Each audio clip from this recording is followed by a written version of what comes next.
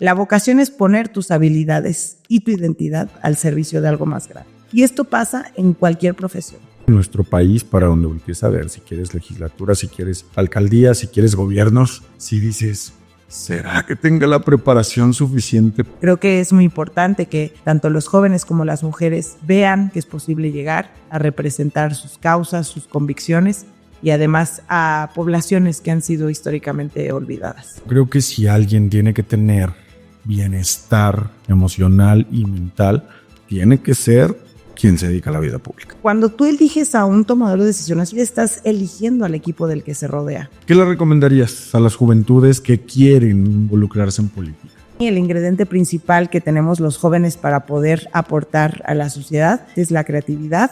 Cuando uno domina la creatividad puede generar un sentimiento social muy importante, hacer que las demás personas empiecen a tener conciencia de lo mal que estamos, para que entonces las cosas verdaderamente se empiecen a comportar diferente. Mi gente, estoy muy contento porque hoy vamos a tener un episodio con una gran amiga, una persona que quiero mucho y que me ha enseñado bastante en mi experiencia política, me estuvo ahí acompañando. Pati Urriza, diputada local de la Ciudad de México. Y ahorita nos va a contar también en qué otras funciones está. Pati, muchas gracias por estar aquí, muy bienvenida.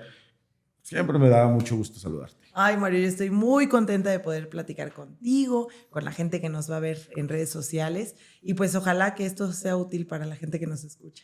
Así va a ser, con toda seguridad, con la experiencia que ya tienes a tu corta edad, porque déjenme que les diga que Pati es menor que yo y aún así es un monstruo. Siempre he dicho que es un dinosaurio en la imagen de una chavita. Esta mujer es buena para hacer política, buena. Ay, muchas gracias. Amigo. Cuéntanos de ti, cuáles son tus funciones en este momento, qué es lo que estás haciendo, qué proyectos estás realizando en este presente. Mario, pues yo muy contenta porque tuve la oportunidad de poder llegar muy joven a ser diputada de la Ciudad de México. Ahorita soy diputada por Coyoacán, la alcaldía en donde nací, en donde crecí. Ahí eligieron los votantes que pues podía haber una representación joven, distinta, nueva, sin apellido de abolengo, ¿no? Sin poder económico, sin poder político, sin poder eclesiástico o militar.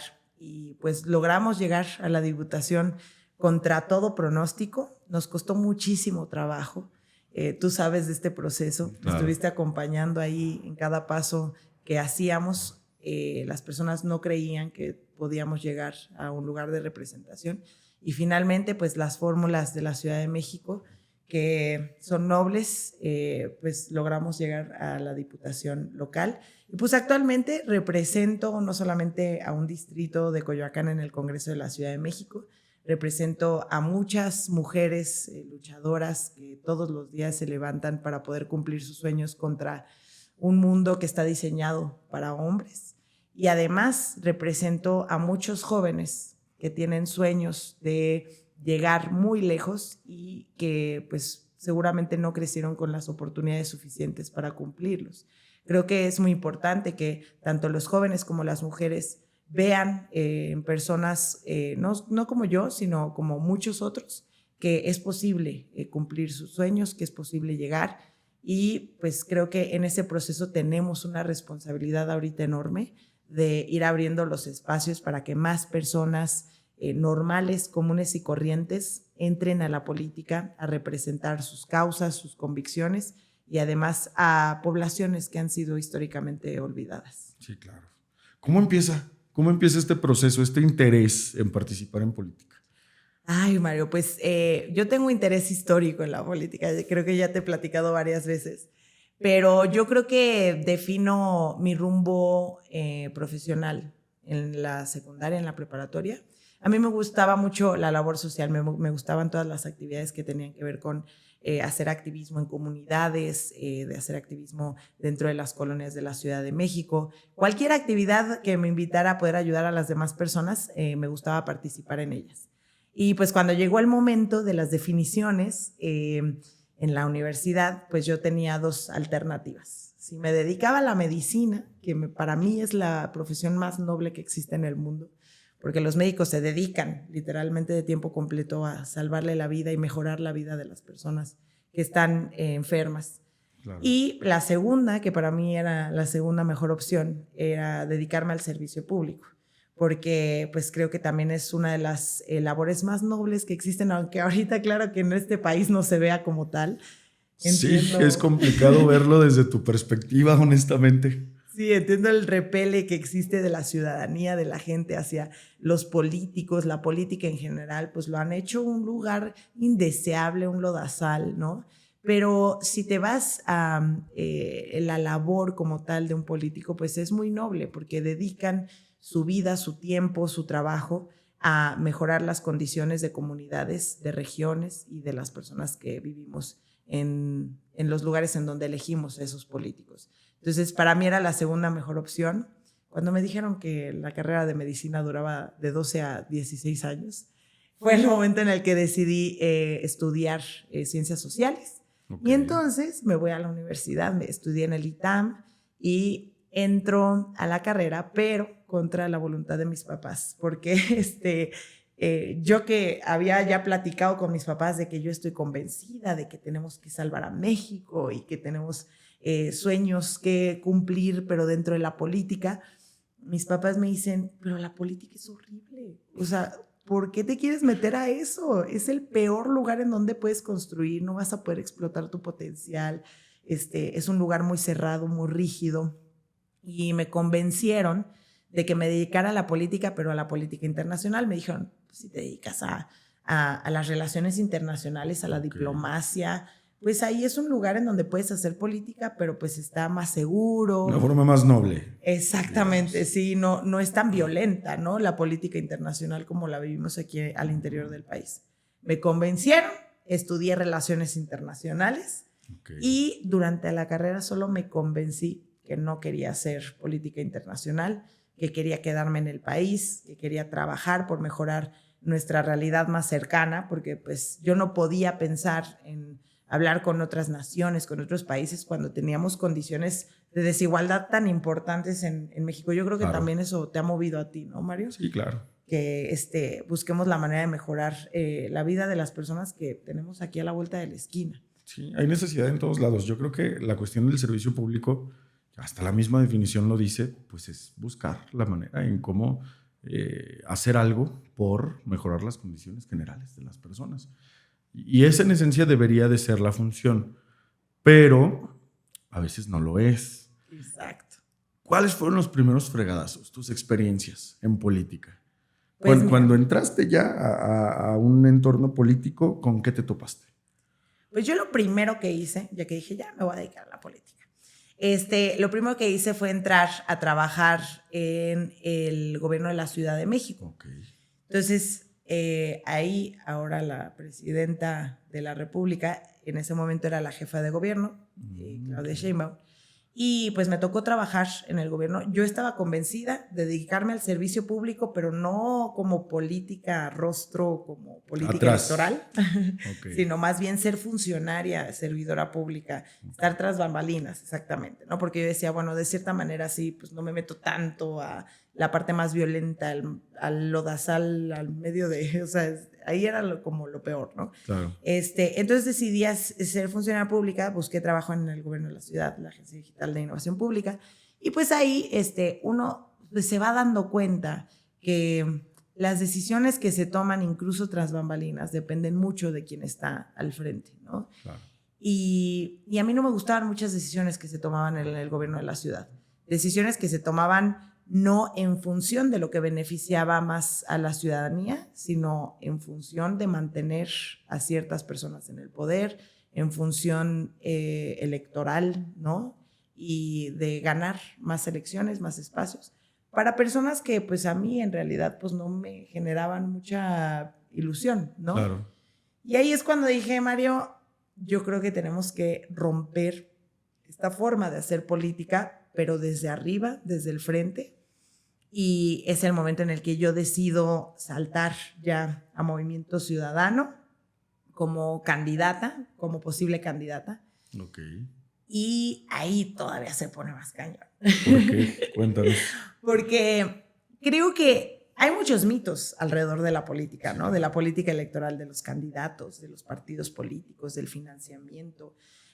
Cómo esto se entrelaza también con muchas cosas indeseables, con el crimen organizado, ¿no? Con las amenazas, con la censura, la Digo, hoy violencia amanecimos, política. hoy que estamos grabando, amanecemos con Estados Unidos declarándonos adversario. Sí, Justamente prácticamente. por temas de corrupción y de financiamiento del narcotráfico al gobierno presente. Sí, tremendo. Digo, Tremendo. eso ya nos habla un montón de... Sí. Imagínate, Estados Unidos declarando como enemigos a empresas mexicanas. Sí. Creo que es un problema muy severo de soberanía nacional.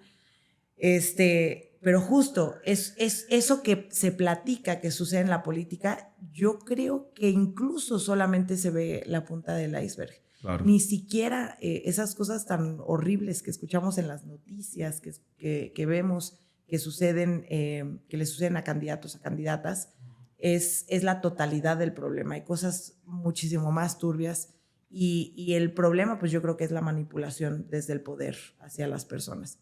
Y pues bueno, entonces cuando yo decido dar el salto a Movimiento Ciudadano, yo inicialmente iba a ser candidata a concejal aquí en la Ciudad de México, que es una figura muy rara que la gente como que no sabe a qué se dedican, pero son como el cabildo de las alcaldías, Okay. Lo que serían los regidores en cualquier estado de la República. Y bueno, por X o Y razón, aquí viene como el switch, lo que me hizo a mí ya involucrarme de lleno para el resto de mis días en política, y fue que yo iba a ser candidata a concejal, pero se baja la persona que quería ser candidata a alcalde de Coyoacán en el 2021, cuando yo tenía 25 años. Y entonces, pues en el partido estaban así, que bueno, pues entonces, ¿quién va a ser el candidato a alcalde? ¿Quién se va a aventar? Estaban buscando perfiles por todos lados. Y decido levantar la mano. Y yo dije, obviamente no me van a dejar ser candidata a los 25 años a la alcaldía de la ciudad más grande del país. Sí, claro. Yo juraba que me iban a batear, que me iban a decir, claro que no va a suceder. Y bueno, levanto la mano, digo, pues yo me puedo aventar sin financiamiento, sin conocimiento de una campaña política, nunca había estado en una, y que me dicen que sí. Entonces, o sea, tu primera campaña fue protagonizándola, ni habías participado en campañas de otros. Nunca había participado en campañas. Así, la primera fue donde tú eras la candidata. Sí. Y la primera fue ser candidata a alcalde. Y a los 25. Y a los 25, sí. Entonces, sí, fue algo muy formativo en mi vida. La verdad, yo no sería lo que soy hoy si no hubiera pasado esa etapa. Y una etapa muy importante porque también, llegué a un partido político en donde estaban impulsando a muchas figuras jóvenes. Formamos un grupo de mujeres que le llamamos las morras chilangas. También, así como yo, otras mujeres jóvenes decidieron lanzarse a candidatas a diputadas federales, diputadas locales, justo en la alcaldía de Coyoacán. Entonces terminamos haciendo equipo y digamos, eso como que nos protegió un poco del demacre que sucede alrededor en la política, ¿no? De los otros partidos y tal. Entonces como que vivíamos en una resistencia por poder hacer las cosas como a nosotros nos hacían sentido. Y pues que me dicen, entonces ya lánzate, y me lanzo como candidata a alcalde con un partido que no tenía registro en la Ciudad de México, que no tenía prerrogativas, es decir, que no tenía dinero para poder hacer campañas. Y pues ahí con los ahorros de cada una de las morras chilangas, de mis papás, los míos, ahí juntamos una cantidad como de, no me da pena decirlo, como 100,000 pesos.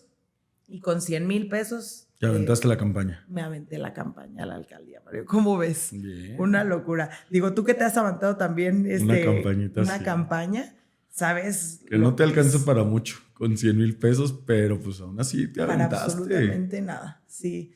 Entonces, creo que es muy importante ahí, pues sí, levantar la mano cuando es posible hacerlo. A todas las personas que nos están viendo, si se sienten nerviosas, si no se sienten totalmente capacitadas, yo decía, no, pues para poder ser alcalde yo necesito 3 maestrías, necesito aprenderme la Constitución, necesito tener como conocimiento profundo de todos los agentes políticos que hay en la Ciudad de México y en Coyoacán, ¿no? Y la verdad es que, pues ya viéndolo de manera fría, ni siquiera las personas que ahorita están tomando decisiones en esos lugares tienen la capacidad plena. Ni la capacidad, ni la experiencia, ni la vocación. Pues. En muchos espacios, yo creo que del presente de nuestro país, para donde voltees a ver, si quieres legislatura, si quieres alcaldías, si quieres gobiernos, si dices, ¿será que tenga la preparación suficiente para...? No, pues claro que no. Y creo que cualquiera de los que nos están escuchando, tú lo ves en tu estado, Mario. Es impresionante a los personajes que ponen a tomar decisiones. No, sí, te asustas en muchos casos. Actrices, futbolistas, personas que no... Mi problema pues no es que sean futbolistas o actrices. El problema es que no tienen la vocación de servicio que requiere ser una persona en la política, un funcionario público. En el clavo, vocación de servicio. O sea, volvamos a la definición, servidor público. Servidores públicos. Y si no hay un interés social genuino, y si no hay una vocación de servicio, y si no hay una preocupación por la mejoría de las condiciones sociales, pues no es lo tuyo. No es servicio público. No, deja de ser para servicio empezar, público. Sí, ahí sí dices, pues dedícate a otra cosa, ponte una empresa, sé otra cosa, pero no eres para ser funcionario público o servidor, ¿no? Entonces, pues en ese entonces, imagínate, Mario, el que era alcalde en ese entonces en Coyoacán era un futbolista muy famoso, Manuel Negrete, goleador de primera, eso sí, admirable en el deporte, pero para gobernar, gacho, malo. No se le daba. No, para nada, pues, o sea, yo siempre decía, pues es que si yo hubiera llegado al puesto en el que él estaba y me hubiera cruzado de brazos sin hacer absolutamente nada, hubiera salido mejor todo. Hubiera salido mucho mejor, porque no hubiera robado, no hubiera desfalcado las arcas de la alcaldía, pues claro. No hubiera sido un gobierno tan ineficiente, tan corrupto, ¿no? Como vemos en muchos lugares. Claro. Y pues ya uno, cuando balancea esas cosas, dices, pues tal vez sí tengo la capacidad, porque tienes la vocación, porque tienes la energía, las ganas de cambiarle la vida a las personas, de levantar la mano para poder participar activamente en esos procesos. Claro. Y yo creo que eso es pues una de las enseñanzas más grandes que me ha dejado ese periodo de la vida, que sí tenemos que posicionarnos, alzar la mano, pero sobre todo tenemos que trabajar para poder llegar a los lugares y que la gente a tu alrededor se la crea, ¿no? Porque a mí en ese entonces, y ya hablando de algunos retos que me tocaron vivir, en ese entonces pues la gente me chiquiteaba, ¿no? Me decían, tú tienes 25 años, ¿quieres ser alcalde? ¿Cómo vas a ser alcalde? Y encima soy mujer, ¿no? Claro que me cuestionaba todo el mundo, pero ni siquiera te estoy hablando de que me cuestionaban los partidos, que claro que sucedió, ¿no? O sea, me cuestionaban los otros candidatos, me minimizaban, me peluceaban, decían, ay, la chamaquita que está jugando aquí a la política, qué bonita, ¿no? Pero peor aún, los vecinos a los que yo les iba a tocar la puerta, la gente con la que hablaba en las calles, yo llegando preparada, ya había estudiado la mitad de la maestría para ese entonces, tenía conocimiento pleno de las problemáticas de Coyoacán, y cuando llegaba a hablar me decían, eres la de las mejores propuestas, lo estás haciendo muy bien. Pero es muy joven. Ay, sí, qué cantalera. Sí. Entonces, ¿cómo convences a una persona de que estás capacitada, de que estás plena, de que tienes buenas ideas y que sabes cómo cristalizarlas en la realidad? Claro. Cuando te juzgan por tu apariencia, ¿no? O sea, por cómo te ves, por tu edad, por tu género, por tus preferencias sexuales, ya llevándolo más lejos, ¿no? Claro, por el color de piel. Digo, creo que juzgamos muchísimo las personas, ¿no? Antes de tomar o darles el beneficio de la duda. Y es sorprendente que incluso, o sea, en plenos tiempos presentes, la gente se siga fijando en si estás güerito, o si eres hombre, o si estás bonito. Sí. Y pasa, o sea, a mí me sorprendía mucho en el tiempo de Peña Nieto que se escuchaba mucho el votar por guapo. Y dices, sí. O sea, ya te preguntaste qué preparación tiene. ¿Cómo decía esta personaje, Sandra Cuevas? ¿Quién es? ¿Qué estudio? Sí, mínimo, ¿no? ¿Qué estudió? No, nomás si está guapo. Sí. La verdad está preocupante y pues que la política siga siendo así, que te ponen a personajes conocidos porque salió en la telenovela, en la casa de los famosos y piensan que por eso vamos a darles nuestro voto. Creo que hay que ser más serios con las decisiones que tomamos como ciudadanos, tomárnoslo con sobriedad, con toda la seriedad que implica tener representantes públicos, porque son los que hacen uso de nuestros recursos, del dinero que le pagábamos al Estado para asegurarnos de los servicios públicos, ¿no?, que tenemos. Y pues creo que levantar la mano es una cosa muy importante, pero también demostrar de lo que estamos hechos. Entonces, yo en esa primera elección, pues sí fue muy difícil. yo contando a mis amigos, a mis papás y a los amigos de mis papás y a toda la gente, decía, pues más o menos unos 3,000 votos y saco, ¿no? En esa elección logramos sacar 10,000 votos. Entonces salió fuera de las expectativas. Y aquí creo que hay un ingrediente muy importante que me gusta mucho hablar de él, porque creemos luego que la política depende de si tienes dinero o no para poder participar. Claro. Si tienes contactos, ¿no? El conecte de esta persona me puede colocar y me puede recomendar y me va a traspasar su estructura electoral y me puede llenar un meeting y tal. Pensamos que esos son los ingredientes principales para poder hacer política. Y yo, con lo que llevo hasta ahorita recorrido, me he dado cuenta de que el ingrediente más importante, si no tienes todas esas cosas, y aunque las tengas, es la creatividad. Nosotros tenemos que empezar a pensar fuera de la caja. Yo siempre, constantemente me estoy preguntando por qué la ciudad es como es y no es de otra forma, ¿no? Claro. Creo que el grave error que cometemos muchos jóvenes en el país es que normalizamos las problemáticas que tenemos todos los días, normalizamos la precariedad, normalizamos la miseria, normalizamos muchas cosas que no deberíamos de normalizar. Y yo todo el tiempo me estoy preguntando, ¿por qué las cosas son así y no de otra forma? Y ya platicamos ahora que estoy en el Congreso, como eso lo he visto muchísimo más. Pero para mí el ingrediente principal que tenemos los jóvenes para poder aportar a la sociedad definitivamente es la creatividad, porque todavía no estamos tan maleados, todavía no estamos tan enfrascados en lo común, en lo cotidiano. Sí. Porque ya lo volvimos cotidiano, o sea, ya es normal que maten a gente en masacres como la que acaba de pasar en un estado en días pasados. En Guanajuato, está tremendo. O sea, 10 personas muertas en una fiesta, niños. Exacto. ¿Qué onda? Pero ¿sabes que ya es tan constante que decimos qué onda? Lo normalizas. Y nos seguimos. Justamente, o sea, todos son números, las noticias ya nos pasan como agua, ¿no? Uh-huh. Creo que ese es el gran problema. Y uno cuando empieza a cuestionarse si las cosas están bien así o si están mal, ¿no? Pues empiezan a detonar varios sentires, empiezas a detonar empatía.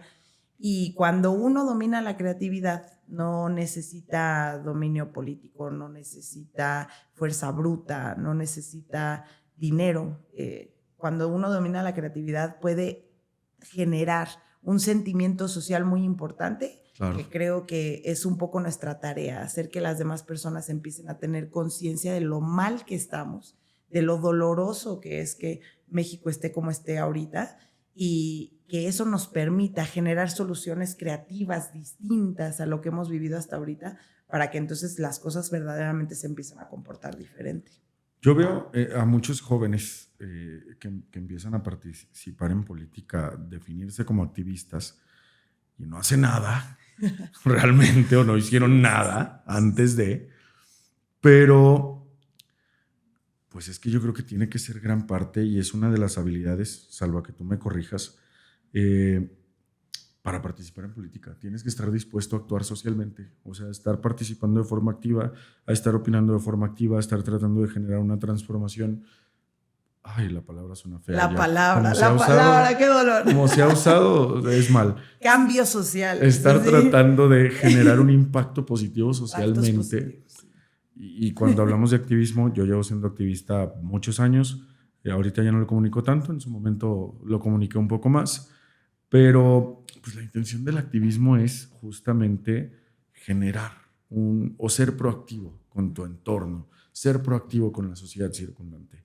Y tendría que despertarnos eso. O sea, viendo las condiciones de nuestro México presente, tendría que despertar esa necesidad de nosotros. Totalmente coincido, Mario. Y de verdad yo creo que también, y bueno, aunado al comentario que hice anterior de tenemos que levantar la mano, tenemos que participar.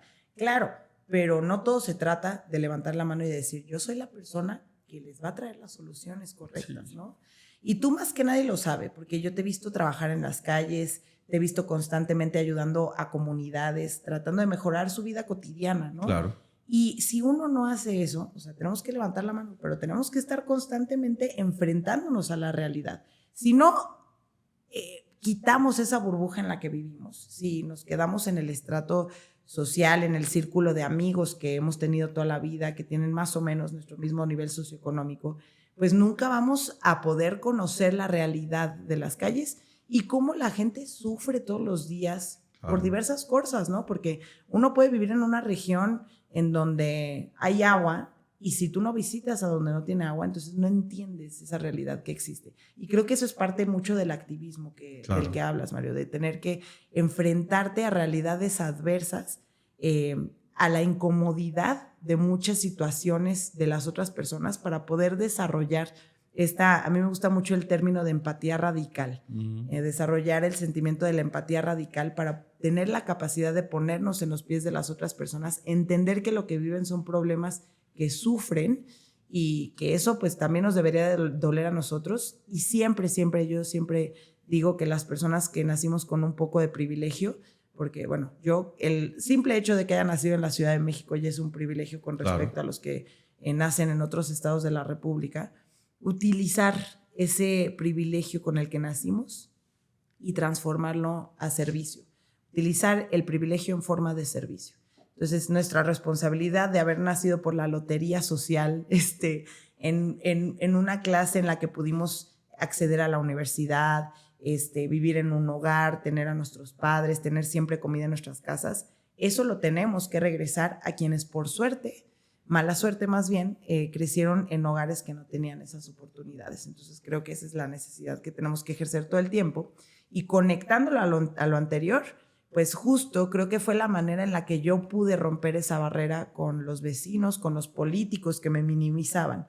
Porque cuando se acabó la campaña del 2021, cuando ya pierdo yo la alcaldía, al día siguiente yo me fui a las calles de Coyoacán y empecé a platicar con los vecinos de qué soluciones creativas íbamos a poder desarrollar para, aunque yo no tuviera el puesto político, poder solucionar algunas problemáticas que ellos tuvieran. Y así fue el día siguiente del siguiente, y el día siguiente del siguiente, y la semana siguiente del mes siguiente. Y ya que te ven que estás un año después siguiendo caminando, fregándole, ayudando a las personas, pues ya dicen, oye, pues ¿qué pasó? O sea, como esta chavita no solamente venía a alzar la mano, ¿no? O sea, verdaderamente está trabajando. Hay un interés genuino. Exactamente. Y es esto que tú decías. Tenemos que fortalecer nuestra participación como jóvenes en nuestros círculos sociales, en nuestras comunidades y participar aunque no tengamos un puesto político, aunque no tengamos intereses electorales, pues sí, buscar como enfrentarnos a la realidad que viven las otras personas para poder ir mejorando las situaciones que vivimos aquí en nuestro país. El entorno político, ya yéndonos un poquito más a la cuestión personal de nuevo, porque nos apasiona y nos vamos con la corriente. Yo me puedo ir con ya el sé, tema yo político también. duro. Pero ya entrando un poco más al contexto personal, el entorno político es difícil. Es difícil, hay luchas de egos, hay luchas de intereses, digo, ya nadie me lo tiene que contar, lo he visto en carne propia. Y tu salud mental está en el pico todo el tiempo, ¿no? Te absorbe y hay inquietudes y demás. ¿Qué haces para mantenerte sana? Sí. ¿Qué hábitos tienes? ¿Haces ejercicio? ¿Meditas? ¿Cómo liberas toda esta tensión de un entorno tan complicado? Ay, Mario, eso que dices es súper importante. Y yo creo que esa palabra que dijiste, lo de vivir en picos, describe perfectamente lo que es dedicarte a la política todos los días de tu vida, ¿no? Porque cuando uno elige este camino, pues prácticamente todos los días, en todas horas estás haciendo política. Cualquier llamada que tengas, mensaje que envíes, salida o no salida que tengas, si dejas de hacer una cosa y haces la otra, es un costo de oportunidad en tu vida política, ¿no? O sea, estás decidiendo dejar de hacer una cosa para hacer la otra. Y entonces todo el tiempo vives en el pico de la emoción, del estrés, y yo me he dado cuenta de que apenas hace algunos meses, igual y un par de años, se empieza a hablar sobre el tema de salud mental en los entornos profesionales, ¿no? Y creo que eso es un ingrediente que ha metido muy bien nuestra generación en la conversación, en la plática. No podemos hablar de derechos laborales si no hablamos de salud mental, sí, claro. ¿No? No podemos hablar de política si no hablamos de salud mental tampoco. Entonces, pues yo en lo personal he tenido que lidiar con frustraciones muy amplias que a veces y muy continuamente me hacen sentir incapacitada para el trabajo que tengo. Y tener que demostrar que estás preparada y que haces las cosas bien, te hace explotar de trabajo, terminar con tus horas personales, no ver a la familia. Yo nunca he tenido una pareja, por ejemplo, nunca he tenido novio, de tanto tiempo que le dedico a mi vida profesional. Y últimamente, pues yo sí he repensado esta relación que tengo conmigo misma y creo que es muy importante, pues, equilibrar y balancear la vida personal con la vida profesional, el hacer ejercicio. Digo, yo no puedo hacer ejercicio todos los días, pero sí cuando tengo 2 semanas tranquilas me propongo a levantarme todos los días a hacer yoga o a hacer HIIT, algo, sudar. Algo que me ha ayudado mucho también es utilizar la bicicleta todos los días. Sí, claro. A mí al principio me decían, no, Pati, tú no vas a poder utilizar la bici todos los días porque necesitas traer chofer, porque tú vas a ir haciendo cosas y contestando y mandando mails y quién sabe qué. Yo dije, eso es un costo a la salud mental tremendo, ¿no? Claro. O sea, que ni siquiera en un trayecto puedas ponerte a reflexionar, pensar en lo que vas a hacer en el día, meditar de lo que hiciste en el día anterior, ¿no? Qué cosas van bien, qué cosas van mal. Pues es un costo tremendo para la salud de las personas. Entonces yo decidí que me iba a ir al trabajo todos los días en bicicleta y a regresarme en bicicleta. Hasta la fecha lo hago y es el mejor momento de mi día para yo ponerme a pensar, a reflexionar sobre qué es verdaderamente lo importante, ¿no? Porque pues tú lo sabrás, cuando estás en política, pues todo es importante, todo es urgente. Uno ve todo grandísimo. Grandísimo. Y si te habla alguien, eso es lo más importante. Y si te habla esa otra persona, eso también es igual de importante. Y entonces no puedes dejar de contestarle a ninguna de las dos personas, pero entonces no tienes tiempo. Es una locura. Entonces, creo que tener un tiempo al día para poder priorizar, darle la importancia que merecen algunas cosas, quitarle importancia a otras que no tienen importancia y que luego nos andan haciendo... Taladrando la cabeza. Taladrando la cabeza, exactamente. Pues es muy importante. Para mí ha sido la bicicleta una herramienta fenomenal. También trato yo de meditar algunos días, de tener unas horas de lectura los fines de semana, de ver a mi familia todas las semanas, porque como ya te había platicado, yo dejé de ver a mi familia por muchos meses y me replanteé eso, sé que estaba mal, mis papás siempre me han apoyado, mi hermano, entonces creo que es muy importante pues darles tiempo también, claro, a ellos, también desentenderse un ratito de la política, pero a mí me parece fabuloso que entre el ingrediente de la salud mental a la conversación. Sobre todo en política, yo creo que si alguien tiene que tener bienestar emocional y mental, porque sabemos que influye directamente en nuestra toma de decisiones, en cualquier contexto, tiene que ser quien se dedica a la vida pública. Definitivamente. Es muy necesario. Y yo nunca lo había pensado así. Sí, imagínate las consecuencias de una falta de salud mental tremenda en alguien que toma decisiones que afectan a cientos. Claro. Y luego eso genera, por eso, ambiciones tan desmedidas en la política y gente que se atiborra y que... Vemos a gente totalmente enajenada y dispuesta a lo que sea por una posición o por una situación y dices... Güey. Definitivamente. Y eso es claro porque nunca lograron balancear su vida personal con la profesional, porque nunca se fijaron en la salud mental, nunca se dieron tiempos para reflexionar, para priorizar. Eso es muy importante y si queremos a personas que estén conscientes, que puedan tomar decisiones, justo como tú lo dices, que estén 100% en sus cabales, necesitamos a personas que puedan equilibrar su vida y que tengan definitivamente salud mental. Eso es bien necesario. 100%. Yo creo que lo menospreciamos mucho y sobre todo en el ámbito político, porque el político comúnmente cree que la gente valora que esté dedicado 100% aún a pesar de su desgaste y de su falta de lucidez debido al desgaste. Pero yo creo que ya las nuevas generaciones somos conscientes de que nos va a servir más alguien lúcido, consciente y sano que alguien agotado. Sí, Mira lo que pasó con el expresidente. Llevaba 18 años en campaña, aferrado al poder, y necesitado de que lo reconocieran.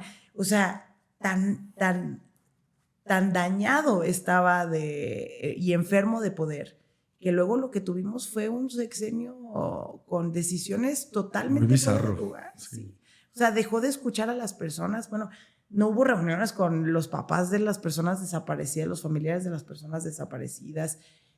Bueno, hemos llegado al punto de locura que en este presente siguen afirmando que no existe la desaparición forzada en México. Exactamente. Cuando tenemos cifras que dices, güey. Claro, pero eso es estar negado a la realidad, ¿no? Estar negado y ser muy egocentrista y estar buscando nada más el beneficio personal, cómo queda bien uno como político, ¿no? Y creo que eso está totalmente dañado y que se nieguen problemas que son sistemáticos, que todo el mundo vemos, o sea, todo el mundo sabemos que el sistema de salud en el país es un asco, ¿no? Ya lo peor. Y dicen que no faltan medicinas y dicen que hay tratamiento para las personas con cáncer cuando no lo hay.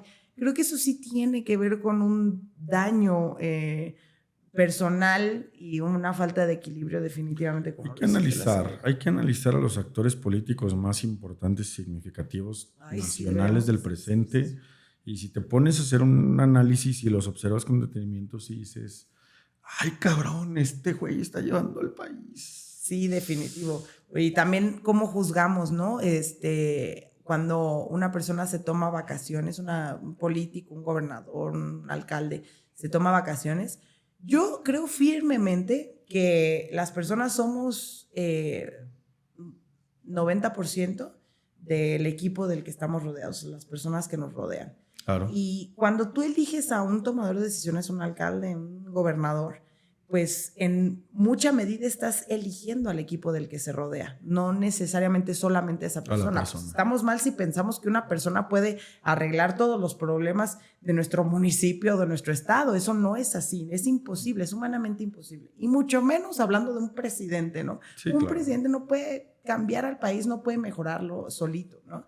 Entonces, 80% de tomar la decisión por una persona es elegir al equipo del que está acompañado.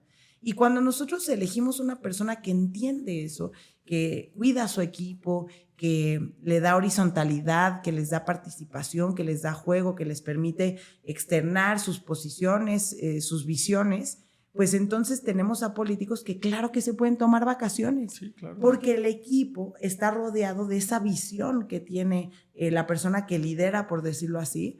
Y entonces el equipo, si se queda a cargo del municipio, del gobierno, del estado, de la presidencia, pues no pasa absolutamente nada. Y al contrario, tenemos a un político con buena salud mental, descansado, lúcido, no tan estresado, que bueno, es muy estresante, pero no tan estresado, y que además le da juego político a las personas que están en su equipo. Entonces, definitivamente creo que debemos de dejar de juzgar a las personas que se toman un tiempo para poder relajarse, pensar y también confiar en esos líderes que deciden bien a sus equipos. Y creo que también tenemos que luego pasar a una fase más elaborada de la política en la que también nos informemos de quiénes son esas personas que rodean a quienes votamos, ¿no? Sí, claro. Tiene que ser. ¿Qué le recomendarías a las juventudes, a las personas no tan juventudes tal vez, pero que quieren involucrarse en política? En base a tu experiencia, en base a lo que has vivido. Pues, ay, Mario, qué difícil pregunta. Bueno, no está tan difícil, pero creo que es un ingrediente de muchas cosas. Yo creo que, número uno, tenemos que intentarlo todo. Cuando somos jóvenes tenemos posibilidades, tenemos tiempo libre, necesitamos meternos a todo lo que nos llame la atención. Yo cuando estaba en la universidad tenía muchas dudas, como les platicaba, quería ser médica, pero también quería meterme a la política, pero no me quería meterme a la política electoral. Si yo hubiera en la universidad participado en alguna elección como brigadista o ahí en el equipo de comunicación, pues hubiera tenido más conocimiento de cómo se llevaba una campaña, cómo se diseñaba, para dónde caminar, por qué caminar para allá y no para el otro lado, ¿no? Creo que tenemos que intentarlo todo, meternos a todas las actividades que nos llaman la atención, hacer servicio social, prácticas profesionales, y creo que con eso uno va forjando su identidad y te vas dando cuenta de qué cosas te gustan y qué cosas no te gustan. La identidad es esas cosas que te definen como persona, tus gustos, tus disgustos. Entonces, intentarte a ti en varios contextos distintos te permite definirte como persona. Entonces, creo que ese es el momento en la juventud en la que tenemos que intentar todas las posibilidades que tengamos a nuestro alcance.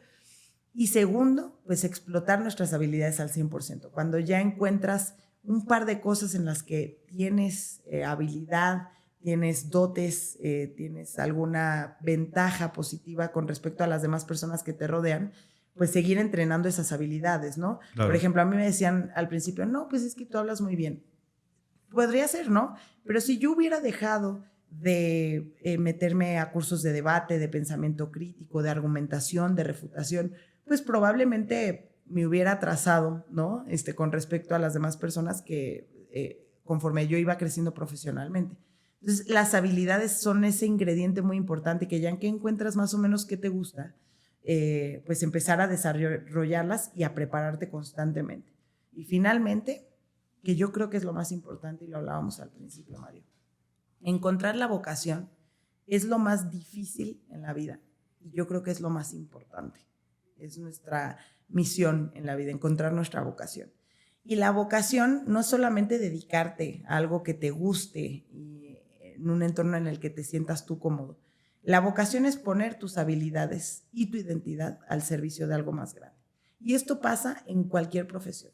Si eres piloto, si te dedicas al turismo, si te dedicas a la cultura, si te dedicas a la ingeniería, si te dedicas a la política, si tú logras poner tu identidad y tus habilidades al servicio de algo más grande, pues entonces estás logrando un cambio sustancial, estás contagiando vocación a las personas que te rodean y eso definitivamente va forjando una mejor sociedad en su totalidad, ¿no? Si pensamos en personas que se dedican a la cultura para poder hacer los días de las personas que ven esos productos de cultura más felices, entonces estamos logrando algo más grande, ¿no? Sí, estamos llegando a salpicar a las personas que nos rodean y para mí encontrar esa vocación, sentirte parte de algo más grande es, yo creo que lo más importante. Y es muy difícil llegar ahí, tampoco que no se me estrese la gente que nos están viendo. No, es de tiempo. Yo creo que es muy complicado encontrarlo, pero es un proceso que te dura toda la vida. Yo ahorita siento que me estoy dedicando a mi vocación primordial, pero eso definitivamente puede cambiar a lo largo de los años y por eso es que tenemos que seguir testeando nuestra identidad en el entorno, en el contexto en el que estamos y tenemos que seguir forjando más habilidades para encontrar también otras vocaciones en la vida. Y eso pues ese es un proceso que nunca se termina, pero pues sí llamar a que las personas pues vayan intentando generar esos vínculos afectivos, no solamente con la gente que nos rodea, sino con las profesiones, con las causas, a lo que nos decidimos dedicar, porque eso yo creo que definitivamente sí cambia el mundo. Nos va a dar el empuje, el generar esa empatía, el voltear a ver condiciones sociales de entornos ajenos a los nuestros, es lo que te da el empuje para querer generar cambios, para querer construir. Y qué mejor que tener, yo siempre he dicho que para poder tener una sociedad feliz, necesitaríamos tener a más personas que amen lo que hacen. Tal cual. Si tenemos a gente que se dedica a lo que ama hacer, tendríamos una sociedad inmensamente más feliz. Coincido contigo. Yo creo que quienes llegaron al final de este podcast ya se dieron cuenta que efectivamente eres un dinosaurio en una jovencita. No. Amiga, pues te agradezco muchísimo por el compartirnos tu conocimiento, tu experiencia y también tus consejos para los que queremos participar y los que queremos ser proactivos socialmente. Muchas gracias. Muchas gracias, Mario. Muchas gracias a todos los que nos escucharon, que llegaron hasta aquí. Y pues cualquier cosa, les dejo mis redes sociales. Muy bien. Estoy como @Pati Urriza, Pati con Y, URRIZA, todo seguido en redes sociales. Y pues a quien le interese, que esté allá afuera escuchándonos, con muchísimo gusto, pues les vamos a ayudar a lograr sus sueños en la medida de lo posible. Créanme cuando les diga que es una muy buena aliada. Muy buena aliada. Muchas gracias, Mario. Nos vemos.